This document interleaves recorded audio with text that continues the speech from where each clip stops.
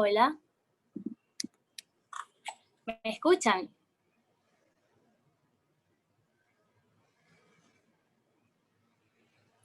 Ok, buenas tardes. Yo soy Andrea Lajut, presidenta adjunta del Centro de Estudiantes Racetti. El día de hoy damos inicio a la segunda preparaduría de microbiología de esta semana, la cual será dictada por uno de nuestros preparadores ad honorem de la Cátedra de Microbiología, Adrián Pardo. Quiero aprovechar para recordarles que por nuestras redes sociales vamos a estar publicando todos los domingos el cronograma semanal para que ustedes vean cuáles son las prepas que vamos a dictar y se metan a la que ustedes quieran. También, si tienen alguna duda, pueden escribirnos por Instagram, correo electrónico, les dejamos en la parte de abajo un número de contacto al que pueden escribir cuando quieran. Y nada, ya estamos empezando a montar las prepas por YouTube, así que pueden ingresar cuando ustedes quieran. Centro de Estudiantes Racetti UCB, así que bueno, corran la voz. Adrián, ya puedes empezar. Ok, muchas gracias. Hoy vamos a hablar de dos géneros de bacterias que tienen una importancia clínica bastante marcada, que son los estafilococos y los estreptococos. Pero antes de hablar de ellas, tenemos que introducir un concepto nuevo, que es el flora normal o microbiota. Este va a ser el conjunto de microorganismos que frecuentemente se encuentran colonizando la piel y las mucosas de individuos sanos. Lo vamos a dividir en dos. La flora residente, que va a estar compuesta por microorganismos relativamente fijos que se encuentran en un sitio determinado. Y cuando hablamos de flora normal, es importante mencionar del sitio a que nos estamos refiriendo, ya que la flora normal de la piel va a ser distinta a la flora normal del intestino o del oído medio. Mientras que la flora transitoria va a estar compuesta por microorganismos no patógenos o potencialmente patógenos que habitan la piel y las mucosas por poco tiempo, no suelen producir generalmente enfermedad y no se establecen permanentemente como flora residente. Ellas nos mantienen protegidos contra la invasión por parte de bacterias patógenas en la lucha por el espacio y por los nutrientes. Es decir, que vivimos en simbiosis. Incluso la flora normal del intestino es importante para la síntesis de la vitamina K. Estas bacterias no pueden producir enfermedad a menos que haya una disrupción de barreras, como lo puede ser una lesión en piel, donde estas pueden entrar y producir la enfermedad, o cuando hay una disminución de la flora residente, los microorganismos de la flora transitoria pueden proliferar produciendo enfermedad, como lo vamos a ver más adelante. En esta lámina lo que quiero que vean es la flora normal de la piel y de la boca y faringe, porque las enfermedades que vamos a tocar hoy van a estar acá en estos aparatos de sistemas. También quiero que vean que en negritas están todos los agentes patógenos que vamos a tratar hoy y que van a formar parte de la flora normal, tanto como residente o transitoria según sea el caso. Y la importancia de conocer de los microorganismos de la flora normal radica en que en el momento que aislamos un microorganismo tenemos que discernir si es un agente de la flora normal que contaminó la muestra a la hora de tomarla o de verdad es un agente patógeno. Y esto va a depender ya que cada una va a producir ciertas patologías. A manera de comparación, tenemos que ellos se van a parecer un poco. Ambos van a ser cocos gram positivos. Recordamos que cocos va a ser por su morfología, que son redondos, y gram positivos porque van a retener el cristal violeta y no se van a decolorar con el alcohol acetona. Sin embargo, ellos van a tener ciertas diferencias. Los estafilococos se disponen en racimos, semejando un racimo de uvas, mientras que los estreptococos se van a disponer en cadenas cortas o largas, o incluso en partes en el caso de Streptococcus pneumoniae. Para poderlos diferenciar un poco más, tenemos una prueba que es la prueba de la catalasa, siendo los estafilococos catalasa positivos, mientras que los estreptococos son catalasa negativos. Ambos van a ser patógenos oportunistas, es decir, que en condiciones normales estas bacterias no van a producir enfermedad. Como lo dije antes, necesitan alguna disrupción de alguna barrera o disminuciones del sistema inmunológico para que ellos puedan producir enfermedad. Ambas son bacterias piógenas, van a producir pus y ambas van a tener una amplia gama de manifestaciones clínicas. Comenzando ya con los estafilococos, tenemos que ellos son cocos en racimo gram positivo, son gérmenes ubícuos que parasitan al hombre. Ubícuos quiere decir que se encuentra en muchos lados e incluso pueden sobrevivir en objetos inanimados. Ellas son bacterias aerobias o anaerobias facultativas, es decir, van a sobrevivir a una atmósfera. Ellas son sumamente nobles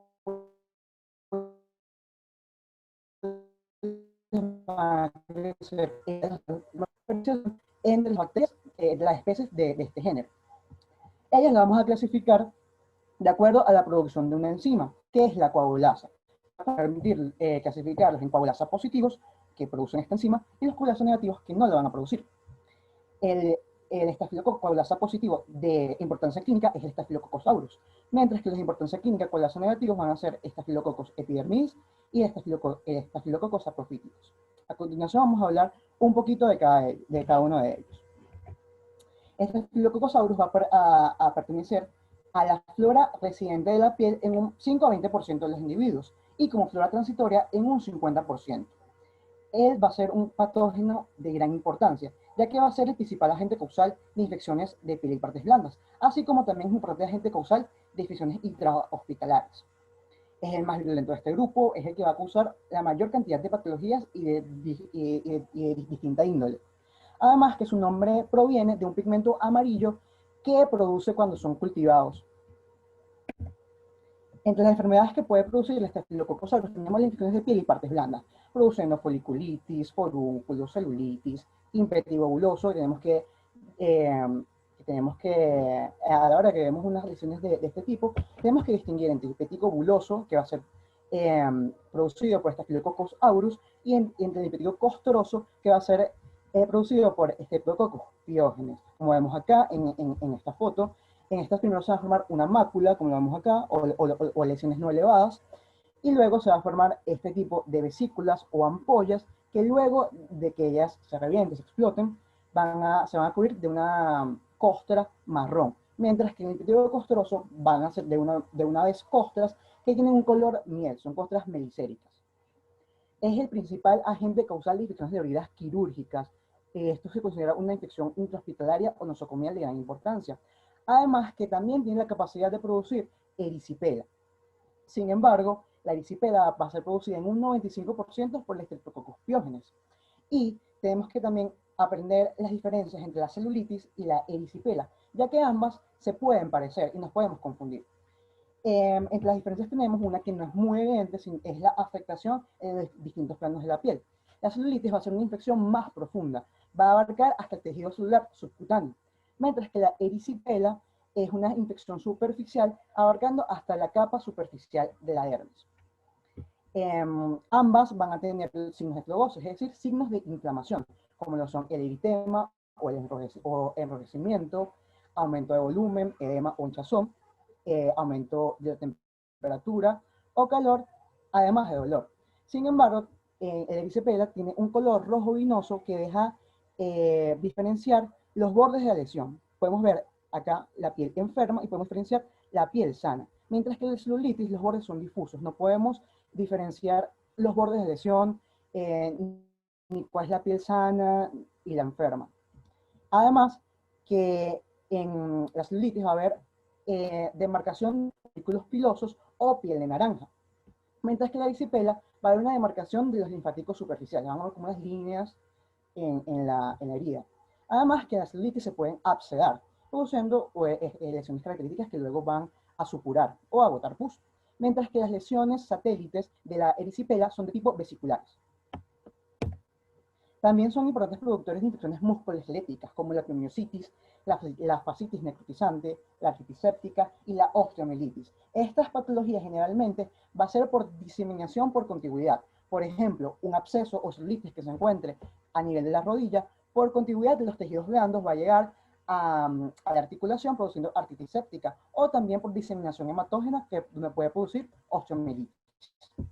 Ellas también estos también va a producir infecciones respiratorias, como lo es la neumonía, tanto adquirida en la comunidad, que van a estar relacionadas con niños o con pacientes que tengan alguna afectación pulmonar, como lo es el EPOC o la fibrosis quística, y también de neumonías nosocomiales, siendo uno de los agentes principales con Pseudomonas aeruginosa de neumonías nosocomiales o intrahospitalarias, ya que en el momento de la intubación, si el paciente tiene el Staphylococcus aureus como parte de la flora transitoria, pueden arrastrar estas bacterias hasta las vías respiratorias inferiores, donde ellas se pueden reproducir y producir enfermedad. O incluso, ellas pueden colonizar el material de la intubación, porque recordemos que ellas pueden vivir en superficies inanimadas. También puedes producir bacteriemia, que lo que quiere decir es la presencia de bacterias en la sangre, y endocarditis infecciosa. Esta se ve con frecuencia en pacientes que usan drogas intravenosas o diabéticos tipo 1 que necesitan la inyección de insulina, porque estos pacientes, los diabéticos, tienen una tasa de colonización mucho mayor de Staphylococcus aureus, además que estamos abriendo una puerta de entrada con las inyecciones, produciendo endocarditis de las cavidades derechas. Mientras que también pueden producir endocarditis de válvulas protésicas, pero esto es más característico de Staphylococcus epidermidis. La patogenia. Esto va a ser el conjunto de sucesos desde la entrada del microorganismo hasta la producción de los signos y síntomas. Como sabemos, esta es una bacteria de la flora normal, más común que sea transitoria, donde los humanos son el principal reservorio de Staphylococcus aureus, en donde su región predilecta va a ser la región anterior de las narinas. Sin embargo, también se encuentra en la piel y en la bucofaringe. Ellos se van a transmitir de una persona a otra por contacto directo, por contacto con objetos contaminados o por las vías respiratorias o por gotitas respiratorias mediante aerosoles. Generalmente ellos no pueden entrar mientras la piel esté indemne. Necesitan alguna lesión de la piel para que ellos puedan colonizar tejidos más profundos. Cuando ya ellos pueden entrar a tejidos más profundos, van a utilizar ciertos componentes de su estructura bacteriana para adherirse a moléculas de la matriz extracelular. Para los que no sepan qué es la matriz extracelular, va a ser esta especie de sustancia amorfa y fibrilar que va a estar cohesionando la célula de los tejidos, que es lo que les estoy señalando acá. Estas componentes son las proteínas M-scram, las proteínas de unión a la fibronectina y los ácidos lipoteicoicos y teicoicos, que se van a unir a la fibronectina, a las fibras colágenas, etc. Y van a permitir que a estas bacterias colonizar diferentes superficies más profundas y su invasión a tejidos más profundos, obviamente. Una vez que ellas están dentro de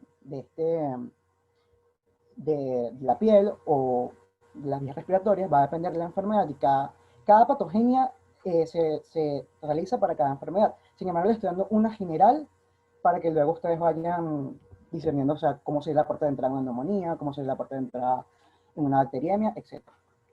Entonces, una vez que ellas entran en el sitio hístico, se van a multiplicar y ellas van a utilizar ciertas enzimas y toxinas para poder avanzar, para poder diseminarse. Una de ellas es la hialuronidasa, la cual va a degradar el ácido hialurónico, que es un componente bastante amplio de la matriz extracelular. Al degradarlo, le permite avanzar.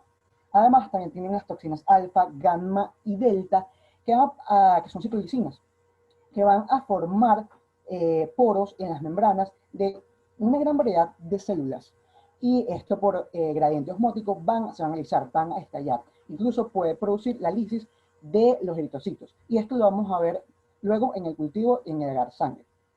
Además, producen lipasas que van a agregar los ácidos grasos, proteasas que degradan proteínas y desoxirribonucleasas que van a agregar el ADN. Por último, ellos tienen la capacidad de matar a las células fagocíticas como los macrófagos y los neutrófilos mediante la leucocina de Panton-Valentin. Es como, también lo pueden hacer las toxinas alfa, gamma y delta, pero la especializada va a ser la leucocina de Panton-Valentin. Ellos, por supuesto, van a intentar defenderse, van a intentar evadir la respuesta inmune para producir la enfermedad. Esto lo hacen mediante una cápsula que va a inhibir la fagocitosis. La fagocitosis va a ser el proceso de internalización de estos microorganismos por parte de neutrófilos, macrófagos y u otras células fagocíticas para intentar, mediante radicales libres de oxígeno, matar estos microorganismos. Sin embargo, ellos necesitan como algunas partículas que van a marcar a estos microorganismos para que sea más fácil la fagocitosis. Y la cápsula va a impedir que estas partículas, como lo van a hacer algunas inmunoglobulinas naturales y los factores del complemento, que se adhieran a esto. Por lo tanto, va a inhibir la fagocitosis. También tienen la proteína A, que lo que va a hacer ella es que se va a unir a la porción FC, que es la que estoy señalando, de los anticuerpos, recordándoles que la porción FAB es lo que va a reconocer los antígenos y va a producir la activación de los mismos y que sean reconocidas por los macrófagos o los neutrófilos. Entonces, si los están, de cierta forma lo están activando porque su porción que cumple la función no está activa, por decirlo de alguna forma. También tiene la coagulasa ligada o enlazada, que lo que va a hacer es formar una pared de fibrina que va a impedir que estas células penetren y puedan erradicar estas bacterias. Además que también tienen una coagulasa libre, que permite la transformación del fibrinógeno en fibrina y la formación de coágulos de fibrina para que, para que los fagocitos, los neutrófilos, los macrófagos, por ejemplo, no puedan acceder al sitio de la inflamación o de la infección. Además, tienen la catalasa. ¿Qué va a hacer ella? Ella ya va a degradar el peróxido de hidrógeno, convirtiéndola en agua y en oxígeno. El peróxido de hidrógeno es un radical libre, como les estaba diciendo. Las células fagocíticas utilizan los radicales libres para eliminar a agentes patógenos. Entonces, si están disminuyendo los radicales libres, pues ellos pueden incluso sobrevivir en el interior de las células fagocíticas, y este es uno de los mecanismos por los que ellos pueden llegar a la sangre. ¿Cómo vamos a explicar los signos y los síntomas? Los signos y los síntomas se van a explicar por un proceso inflamatorio que va a ser activado por el peptidoglicano y los ácidos teicoicos, a ser reconocidos por macrófagos residentes, células dendríticas, e incluso mastocitos. Van a producir la liberación de interleucina 1 y el factor de necrosis tumoral alfa, activando esta cascada. También está la activación del complemento, que va a ampliar aún más esta cascada, va a producir una vasodilatación para que puedan llegar a aún más células del sistema inmunológicos, y va a producir otras citocinas, como son las quimiosinas, que van a atraer la migración de polimorfonucleares y macrófagos en segunda instancia. El pus va a estar formado principalmente por células muertas, matriz extracelular muerta y linfocitos muertos. Y la coagulasa ligada es importantísimo para la formación de abscesos, porque es la que va a formar la pared que los va a delimitar. A su vez, esta especie de bacterias tiene la capacidad de producir enfermedades mediadas por toxinas, que va a ser totalmente distinto a lo que les vengo hablando. La enfermedad va a ser producida únicamente por esta toxina. O sea, y no todos los estafilococos van a producir estas toxinas. Ciertas cepas las van a producir. Entonces tenemos la primera de ellas, es el síndrome de piel escaldada estafilocóxico, que va a ser producido por la toxina esfoliatriz. Ella va a actuar en el estrato granuloso de la piel, produciendo la separación de las células de la piel o del epitelio, produciendo una descamación en colgajos, que va a ser muy distinta a la descamación producida por estreptococos piógenes. Esto se denomina signo de Nikolsky, y esta enfermedad va a ser mucho más prevalente en neonatos. También tenemos el síndrome de shock tóxico, que va a ser producido por la toxina 1 del síndrome de shock tóxico, produciendo rápidamente fiebre, cefalea, náuseas, vómitos, diarrea, hipotensión, shock y una afectación de múltiples órganos. Este síndrome se empezó a ver con mucho más frecuencia a partir de los años 70, gracias a la invención de los tampones hiperabsorbentes, que lo que hacían era producir un ambiente necesario para que se produciera esta toxina. Entonces ellos fueron retirados del mercado y ya no se usan más. Por último tenemos la intoxicación alimentaria, que va a ser producida por las enterotoxinas de la A a la E. Estas enterotoxinas son termoestables, es decir, que resisten a temperaturas muy elevadas, incluso a la cocción. Esta intoxicación se ve mucho en los buffets porque se mantiene la comida a una temperatura tibia y se va a producir, entonces una persona que esté preparando los alimentos y esté colonizada por este microorganismo puede contaminar estos alimentos y a producir esta toxina.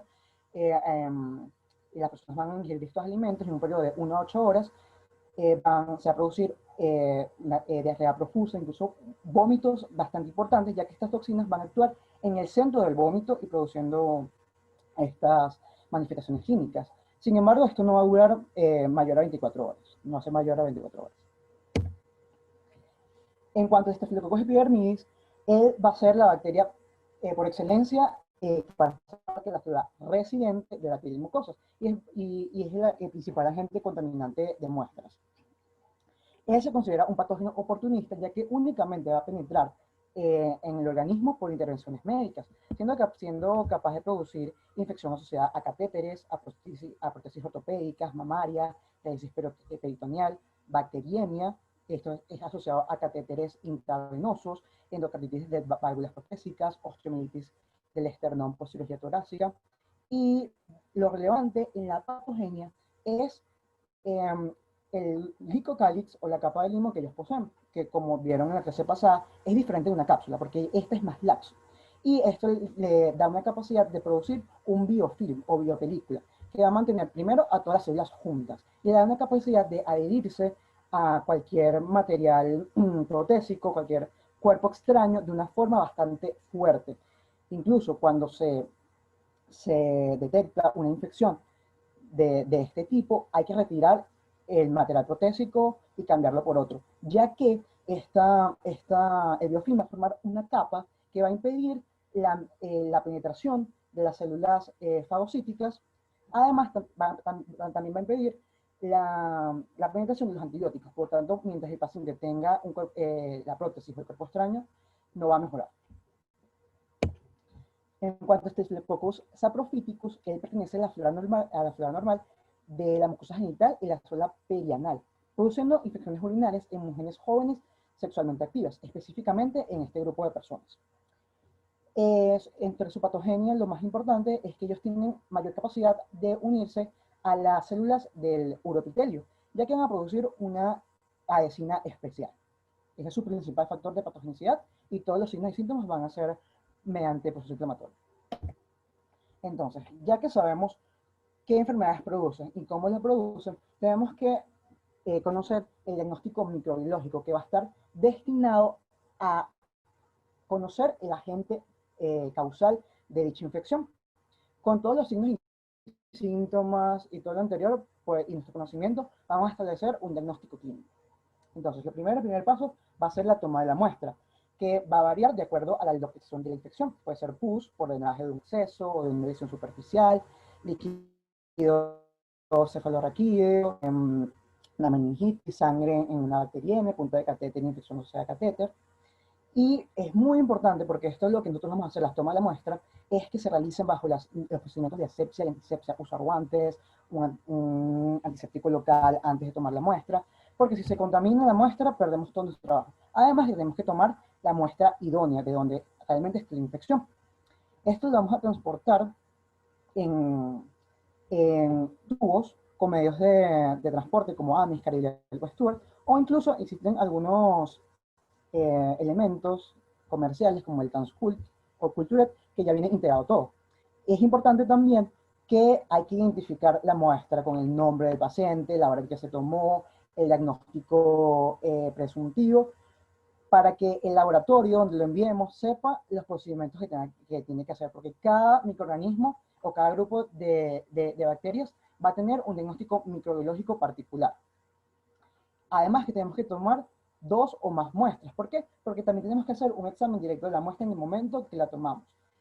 En el caso de Staphylococcus, vamos a ver esta imagen que tienen a su izquierda, que son cocos gram-positivos en racimo. E incluso ellos se pueden ver en tetradas, es decir, en 4, también en pares, o incluso aislados. La imagen que tienen pertenece a una muestra, vamos, que él puso un montón de células muertas. Vamos a ver neutrófilos predominantemente, Además que vamos a ver pocas bacterias que están marcadas por este circulito. Vemos que sí, vemos 3 cocos gran positivos. Muestra, esto se hace ya en el laboratorio. La vamos a sembrar en 2 medios de cultivo, el agar sangre y el agar manitol salado o medio de Chapman.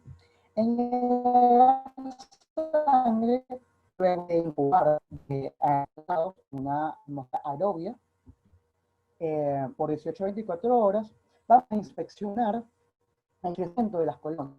Vamos a hacer más de cada uno de estos circulitos. El Staphylococcus aureus en este medio de cultivo en particular va a formar colonias amarillas, además que se va a ver un halo transparente alrededor de acá. Esto se ve acá en la parte superior de la imagen. Mientras que los Staphylococcus caulasa negativos no van a producir hemólisis y sus colonias son blancas o grisáceas. Por capacidad de evidenciar la este medio se considera diferencial. El agar manitol salado nos va a permitir observar la fermentación de carbohidratos. En este caso es el manitol o la manita, donde el Staphylococcus aureus fermenta este carbohidrato, va a acidificar el medio y este va a virar hacia un color amarillo, mientras que los Staphylococcus aureus negativos no van a fermentar este carbohidrato, este medio permanece alcalino y va a virar a su color rojo o magenta, como ven ahí.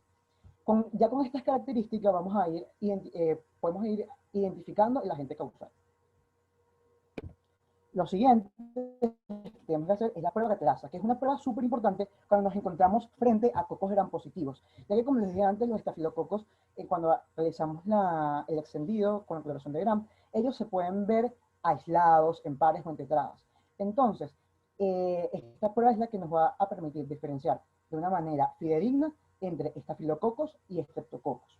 En esta prueba necesitamos una gota de peróxido de hidrógeno que vamos a colocar en una laminilla y le vamos a colocar una pequeña porción del material bacteriano de nuestras colonias, del cultivo que acabamos de realizar. La formación de burbujas es lo que nos indica la positividad de esta prueba, recordando que los estafilococos producen catalasa. Y eso es lo que nos da el fundamento de la prueba. Mientras que a realizar la prueba de la coagulasa, vamos a necesitar 0,5 mililitros de plasma citratado de conejo. Y es importante que sea citratado porque el citrato lo que va a hacer es secuestrar el calcio y detener la cascada de la coagulación normal. Entonces, si yo estoy teniendo la cascada de coagulación normal, si se coagula va a ser por un agente exógeno, que en este caso va a ser la coagulasa. Esto lo vamos a incubar, le vamos a colocar igualmente material desarrollado de nuestro cultivo y lo vamos a incubar a 37 grados. Si en un periodo de 1 a 4 horas esto se coagula, como vemos acá, tenemos decimos que es coagulasa positivo y tenemos el diagnóstico de que es un Staphylococcus aureus. Mientras que si no se coagula, se queda totalmente líquido, tenemos Staphylococcus coagulasa negativo. Y en este caso no tenemos dos, ¿verdad? No sabemos cuál de los dos es y tenemos que hacer la siguiente prueba, en el caso de que tengamos coagulación negativos, que es la prueba de la novobiosina, que nos va a servir para la diferenciación entre estos dos patógenos. Esta prueba de identificación se va a realizar mediante los pasos para realizar un antibiograma, pero esta no es un antibiograma, ya que nosotros ya conocemos de antemano la susceptibilidad a los antibióticos de esta bacteria y vamos a utilizar esto para poder identificarlo. Entonces, en vamos a poner un disco de novobiosina de 5 gramos en el agar Müller-Hinton con una concentración particular de nuestras bacterias desarrolladas, que es el patrón 0,5 McFarland, y luego de 18 a 24 horas vamos a inspeccionar el halo de inhibición. Si no hay halo de inhibición o es menor a 16 milímetros, estamos frente a un Staphylococcus saprophyticus que es resistente a la novobiosina. Mientras que tenemos un halo de inhibición mayor a 16 milímetros, estamos frente a Staphylococcus epidermidis que es sensible a la novobiosina. Por último, tenemos las pruebas de susceptibilidad. Vamos a realizar el antibiograma. Sin embargo, para llegar a este paso, generalmente ya han pasado 48 a 72 horas y no podemos esperar, si el paciente está grave, 3 días para poner un tratamiento antibiótico. Por lo tanto, con las manifestaciones clínicas y la morfología que nosotros vimos, vamos a poner un antibiótico empírico que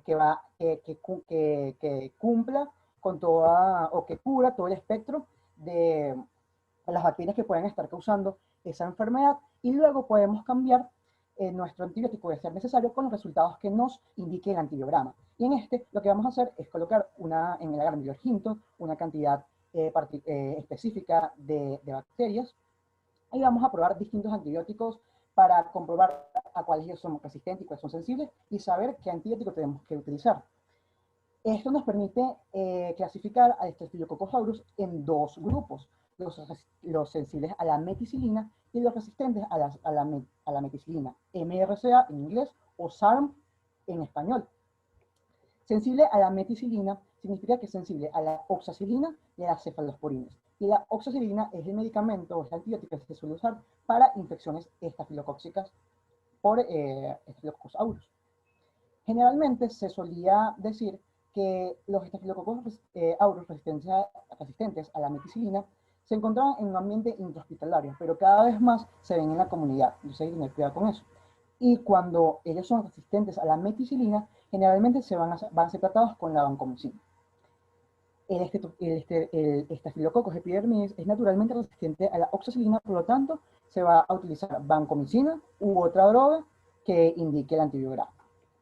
Con esto terminamos con Staphylococcus y pasamos a Streptococcus, los cuales van a ser cocos gram positivos que se disponen en cadenas cortas o largas, en pareja, o en el caso de Streptococcus pneumoniae, son anaerobios facultativos y estos son anaerobios estrictos. Anaerobio estricto quiere decir que no pueden vivir en presencia de oxígeno, se van a morir. Y ellos son bastante fastidiosos, tienen unos requerimientos nutricionales bastante especiales. Ellos lo vamos a clasificar de acuerdo a la producción de hemólisis en el agar sangre. En alfa hemolíticos que van a tener una hemólisis parcial, en beta hemolíticos que tienen una hemólisis total y en gamma hemolíticos que no producen hemólisis. A su vez, los estreptococos beta hemolíticos los podemos clasificar en varios grupos dependiendo de un carbohidrato que tienen en su pared celular, que es el carbohidrato C. Esta clasificación es la clasificación de Landsfield. Entonces, los estreptococos beta hemolíticos, como dije, se van a clasificar en un grupo, del grupo A. Seguro van a escuchar el estreptococo beta hemolítico del grupo A, que es el Streptococcus pyogenes.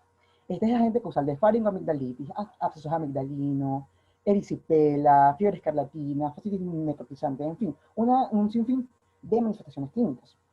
Aquí tenemos la erisipela, el impetigo costroso, que como vemos es diferente al impetigo buloso, y se ve más que todo en niños, en la cara y en las extremidades, pero vamos a detenernos un poquito acá en esta patología que es la faringoamigdalitis.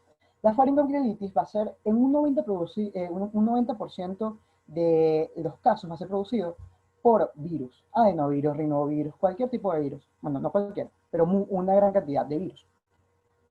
Por lo tanto, las faringoamigdalitis no se tratan con antibióticos. Hay una creencia popular que cualquier faringoamigdalitis hay que darle antibióticos. No, la mayoría van a ser de etiología viral. Las etiologías bacterianas tienen una particularidad, es una faringoamigdalitis pultácea. Ellos van a formar estas plaquitas de fibrina en las amígdalas. Y esto es lo que nos permite discernir un poco entre faringitis viral o estreptocóxica. Sin embargo, hay virus que también pueden producir una faringoamigdalitis pultácea, como el virus de Epstein-Barr y el citomegalovirus.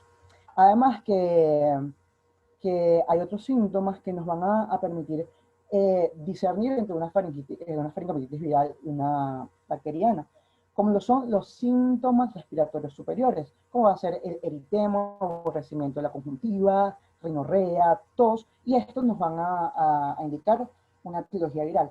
Pero esto no es del todo fidedigno. Más adelante les voy a mencionar una prueba que es lo más fidedigno. Además, ellos van a producir una serie de enfermedades que son post-estreptocóxicas, después de la infección por Streptococcus pyogenes, como es la fiebre reumática y la glomerulonephritis. Los estreptococos beta-hemolíticos del grupo E, del grupo B, tenemos el Streptococcus aeruginosa, que va a producir infecciones bastante importantes, como la meningitis neonatal y la sepsis natal. Por lo tanto, en la semana 35 a 37 del embarazo, se le debe hacer un cultivo a las embarazadas para determinar si está colonizada por esta bacteria. Ella tiene que colonizar la vagina y la región perineal. Entonces, si obtenemos crecimiento bacteriano de este grupo de bacterias, se le va a dar a la paciente en el momento del parto tratamiento antibiótico. Tenemos el grupo C, que el principal es el Streptococcus equinosyphilis, produciendo faringoamigdalitis y erisipela en porcentajes mucho más bajos que Streptococcus pyogenes, y también es agente causal de sinusitis, endocarditis bacteriana, al igual que los estreptococos del grupo E. En cuanto a los estreptococos alfa hemolíticos, tenemos que vamos a ir generalmente en dos.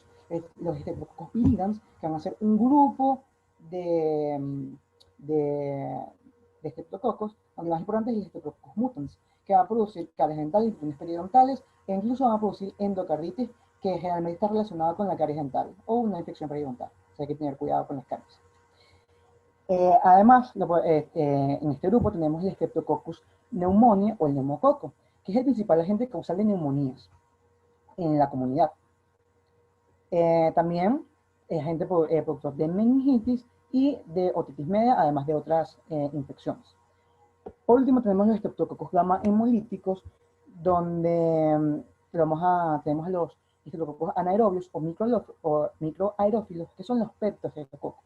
Este grupo es el que le mencionaba que no resisten al oxígeno, por lo tanto, son anaerobios, por lo tanto, la incubación de ellos va a ser especial, la toma de la muestra va a ser especial, y generalmente van a producir abscesos cerebrales y hepáticos. Y tenemos los Streptococcus del grupo D, que pueden ser alfa-hemolíticos o neumolíticos.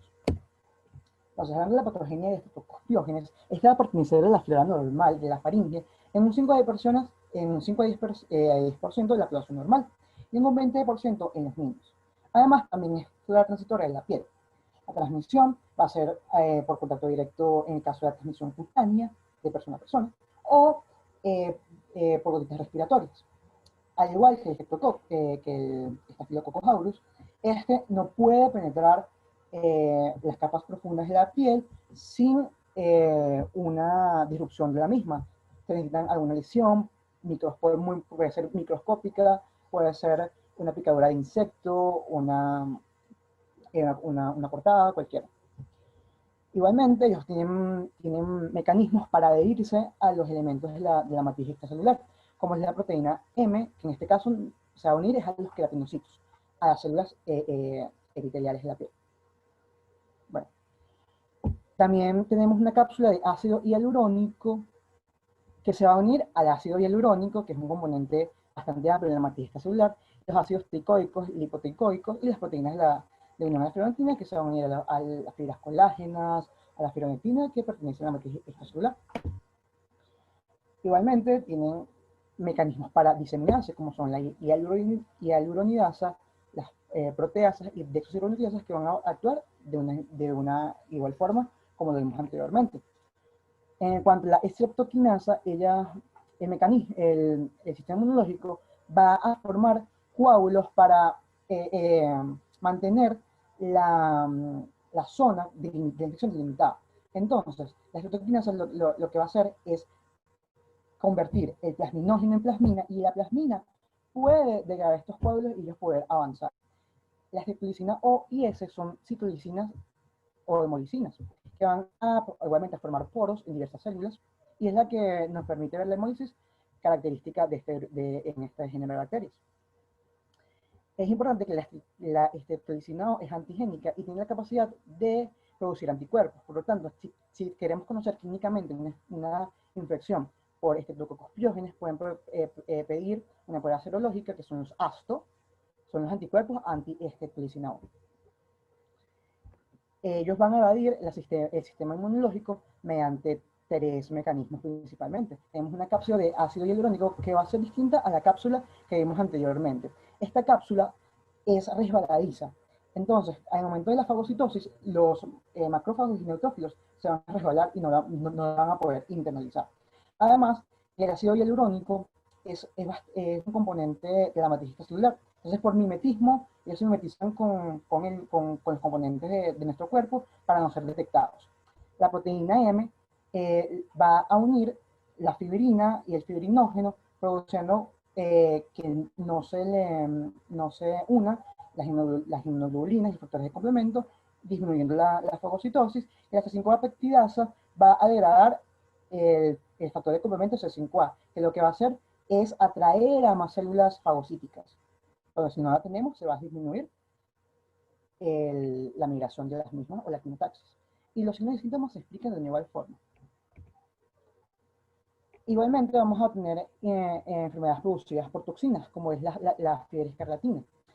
Esta va a ser producida por las exotoxinas pirógenas estreptotóxicas y tienen unas manifestaciones características.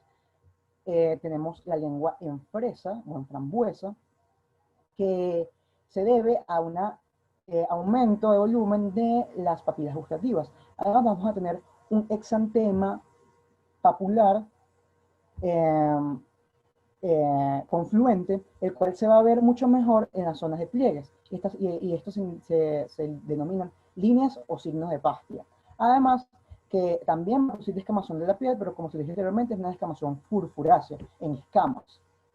No es como en colgajos como el Staphylococcus. Estas mismas toxinas van a producir el síndrome de shock tóxico estreptotóxico, muy similar a el producido por Staphylococcus aureus. También van a producir una serie de enfermedades por mediación inmunológica o post-estreptotóxicas, en la cual tenemos la fiebre reumática, que se va a dar 1 o 4 semanas luego de presentar una faringoamigdalitis estreptotóxica.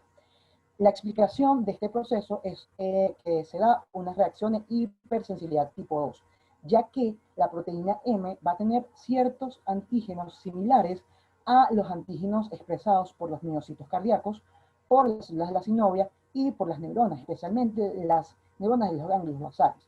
Entonces, al crearse anticuerpos contra la proteína M, por un mimetismo molecular, estos anticuerpos también van a atacar las células que les mencioné, produciendo una carditis, una inflamación de cualquier capa del corazón, pues una pancarditis, y diversas valvulopatías. Pueden producir una poliartritis. Corea o la Corea de Siemens, una serie de movimientos involuntarios. Además de eritema multiforme, que son los nódulos, que son todos el patrón de la fiebre reumática. Por otro lado, pueden producir glomurulonefritis post-estreptotóxica, luego de una infección de faringe o una infección de piel, aunque se encuentra asociado más comúnmente con una infección de piel y partes blandas. Esta se explica por una reacción de hipersensibilidad de tipo 3, en donde los anticuerpos formados se van a unir a los antígenos presentes en sangre. Estos, al llegar al glomérulo renal, se van a depositar en el mismo, activando la cascada del complemento y la inflamación.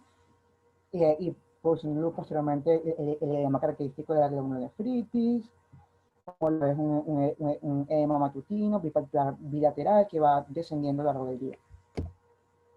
En cuanto a Streptococcus pneumoniae, este es el principal agente causal de la neumonía adquirida en la comunidad y se da en niños menores de 5 años y los adultos más de más de 40 años, y especialmente en personas que se encuentren en hacinamiento o lo que es lo mismo, en personas que se encuentren en sitios cerrados o muchas personas en sitios pequeños y cerrados, como lo pueden ser guarderías, ancianatos, barracas de los militares, etc. Ellos pueden formar parte de la flora transitoria de la piel, y en este caso no van a producir ninguna enfermedad, vamos a tener portadores asintomáticos.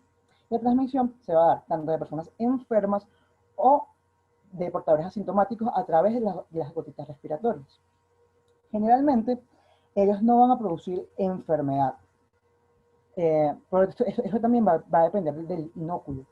Si tenemos una persona enferma, va a tener mayor cantidad de bacterias, y si te expones a una persona enferma, pues hay muchas más probabilidades de que te puedas enfermar. Sin embargo, se necesita de una disminución de la flora normal de la faringe para que ellas puedan proliferar y se relacionan principalmente con infecciones virales previas que van a barrer esta flora.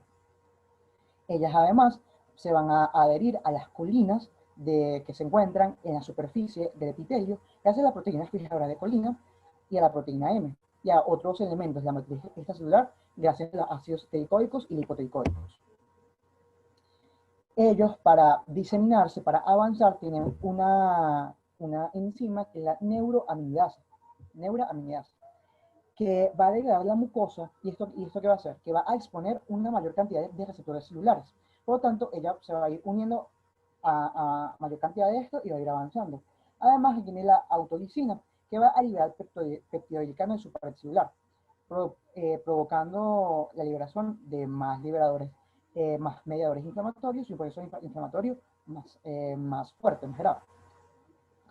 Esto, además, cuando ellos vencen todas las barreras del sistema inmunológico, como son las ciliadas que van a barrerlos, el moco, y al llegar a las vías respiratorias inferiores que van a producir la enfermedad, ellas van a evadir el sistema inmunológico mediante una cápsula de polisacáridos. Esta cápsula igualmente va a impedir que las partículas de complemento y las inmunoglobulinas naturales se unan para que sean, para marcarlas y sean más fácilmente fagocitadas.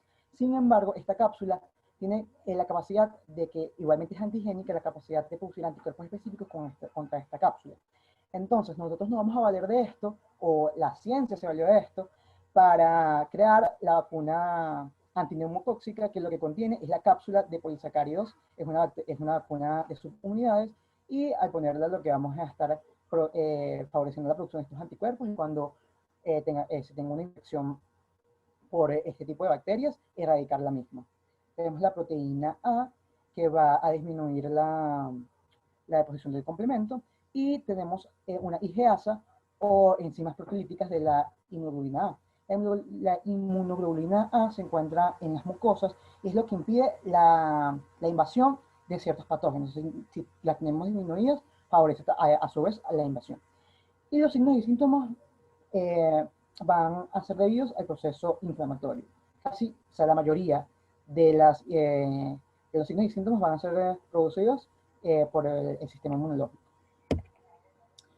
Ahora pasamos al diagnóstico microbiológico y vamos a tomar la muestra dependiendo de la enfermedad que tengamos. Como ven, son muchos y no les puedo mencionar todas. Pero en el caso de la faringomigdalitis, vamos a tomar un exudado faríngeo, vamos a tomar un hisopo, y tenemos que tener mucho cuidado de no tocar las amígdalas ni la lengua, porque vamos a estar contaminando la muestra con bacterias de la flora normal. Tenemos que tomar la muestra de la pared posterior de la faringe, ya que los estreptococos, forman parte de la flora normal, que aislemos un estreptococo no significa que sea un estreptococo beta-hemolítica del grupo A. En cuanto a la neumonía, vamos a tomar una muestra de esputo, se recomienda, o de expectoración, que se recomienda que sea la primera expectoración de la mañana y que no tenga saliva, porque va a contaminar la muestra. Y es importante mencionar que a la celulitis no se les toma muestras porque sería una biopsia y sería un estigma porque puede producir una cicatriz, entre otras cosas. Y las muestras generalmente se toman en el laboratorio o las vamos a transportar como les dije anteriormente. Procedemos a hacer un extendido y lo tenemos con la coloración de Gram, viendo la morfología característica de los estreptococos, que van a ser cocos gram positivos en cadena. En el caso igualmente de una secreción purulenta, vamos a ver abundantes polimorfonucleares y escasas bacterias. Sin embargo, la coloración de Gram para una muestra de exudado faríngeo no tiene ningún valor diagnóstico. ¿Por qué? Porque si aislamos un estreptococcus de la faringe, como esta es parte de la flora normal, no significa que estemos aislando el estreptococo beta-hemolítico del grupo A o estreptococos piógenes. Para esto vamos a utilizar la coloración de Jensen, que nos va a permitir determinar la fórmula leucocitaria, en donde si tenemos predominio de polimorfonucleares y los reconocemos por su núcleo segmentado, vamos a establecer que es una infección bacteriana. Mientras si tenemos un predominio de mononucleares, en un solo núcleo, establecemos que es una infección viral. Y esto es mucho más confiable que los signos y síntomas. Luego pasamos al cultivo y aislamiento. Para este microorganismo vamos a utilizar el agar sangre. Y estos se deben incubar en un ambiente rico en CO2, ya que la hemolicina O, el Streptococcus pyogenes, es lábil de oxígeno, o sea, se va a degradar en presencia de oxígeno. Entonces, si queremos ver la hemólisis, tenemos que eliminar lo más que podamos la presencia de oxígeno. Entonces, para esto vamos a utilizar el método de la jarra y la vela, que se utiliza aún en la cátedra, y lo que va a hacer es el fuego va a consumir el oxígeno y va a producir un ambiente rico en CO2. También hay métodos mucho más sofisticados para realizarle esto, pero aún así se realiza en la cátedra. Luego de 18 a 24 horas vamos a inspeccionar nuestro cultivo y vamos a ver el tipo de hemólisis. En el caso de la beta hemólisis va a ser una hemólisis completa. Las colonias van a estar rodeadas de un halo claro o transparente. En el caso de los alfa hemolíticos va a ser una hemólisis parcial, donde la hemoglobina se va a transformar en meta-hemoglobina y este tiene un tinte verdoso. Por lo tanto, las colonias se van a ver rodeadas por un halo verdoso. Mientras que las bacterias gamma hemolíticas no producen hemólisis y solo vamos a ver las colonias. Cuando tenemos un cultivo de Streptococcus beta hemolítico, procedemos a hacer lo siguiente. Tenemos que hacer un nuevo extendido que tiene con la coloración de Gram. Y si se observan cocos Gram positivos, como tenemos que diferenciarlos sí o sí de Staphylococcus, vamos a hacer la prueba de la catalasa, siendo los Streptococcus catalasa negativos. No van a formar burbujas. Si sospechamos de Streptococcus, porque ya vimos la morfología, no forma burbujas, vamos a sembrar estas colonias en caldo cerebro-corazón o caldo de Todd-Hewitt, el cual es un medio de enriquecimiento que va a favorecer el crecimiento de este tipo de bacterias. Luego de incubarlo por 18 o 24 horas más, vean que es un proceso largo, vamos a hacer la inspección del crecimiento. Y los estreptococos generalmente van a crecer en forma de grumos, que se denominan migas de pan, que se van a depositar en el fondo del tubo, dejando el medio limpio. Vamos a tomar uno de estos grumos, realizamos nuevamente un extendido y lo coloreamos con la tinción de Gram, observando igualmente cocos Gram positivos en cadena.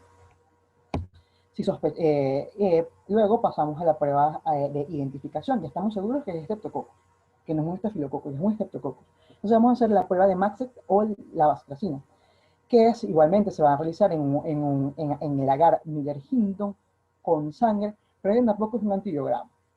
Vamos a poner un disco con una concentración de 0,04 unidades de bacitracina en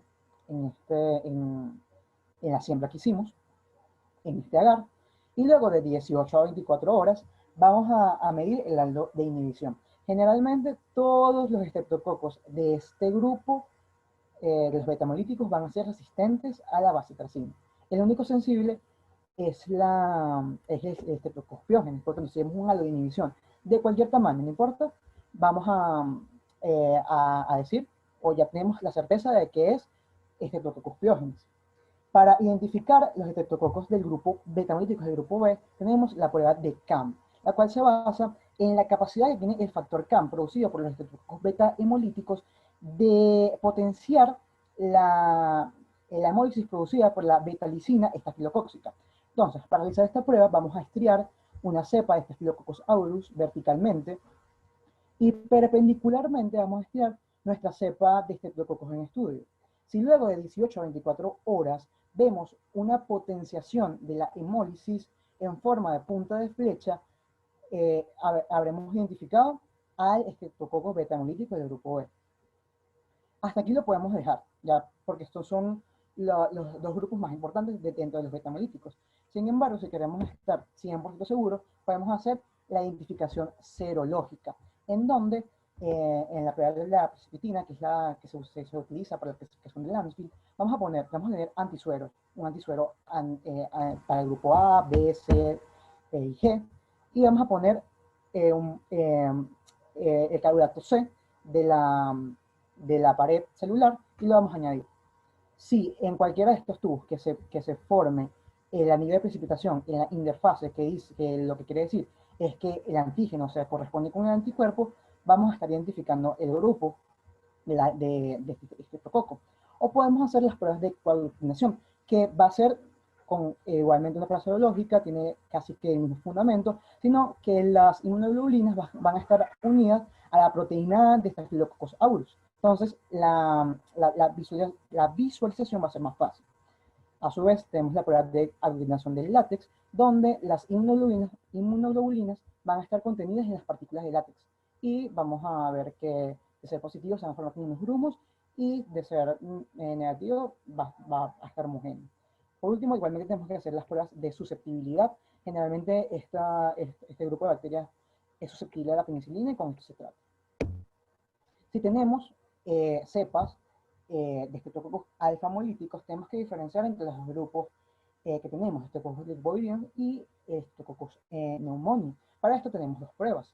Principalmente tenemos la prueba de la optoquina, que tampoco es un antibiograma, donde vamos a poner en el cultivo mismo que acabamos de tener un disco de optoquina, donde el Streptococcus, disculpen, pneumoniae, va a ser el único sensible a esto, mientras que los del grupo virions van a ser resistentes. Entonces tenemos una de inhibición, vamos a establecer, vamos a identificar el Streptococcus pneumoniae. A su vez tenemos la prueba de tumefacción de la cápsula o la prueba de Kelly, en donde vamos a colocar en una laminilla un antisuero que va a contener los anticuerpos específicos contra la cápsula del neumococo. Vamos a colocar una pequeña colonia y vamos a observar al microscopio. ¿Qué vamos a ver? Vamos a ver la delimitación de la cápsula de la misma. Además, esto vamos a ver que va a ir aumentando, va a ir creciendo. Pues se llama tumefacción de la cápsula. Y como vamos a saber que es el neumococo porque estamos añadiendo anticuerpos específicos contra su cápsula. Y eso es todo. Muchas gracias. Perfecto, Adrián, de verdad, muchas gracias. No nos va a dar chance de abrir un espacio para las preguntas, pero se las pueden dejar en el correo directamente a los preparadores, que es @microprepas. Igual se los voy a pasar por el chat, porque bueno, ahorita tenemos la siguiente prepa que es de fármaco. Pero estuvo increíble, Adrián, de verdad, muchísimas gracias. No, gracias a ustedes.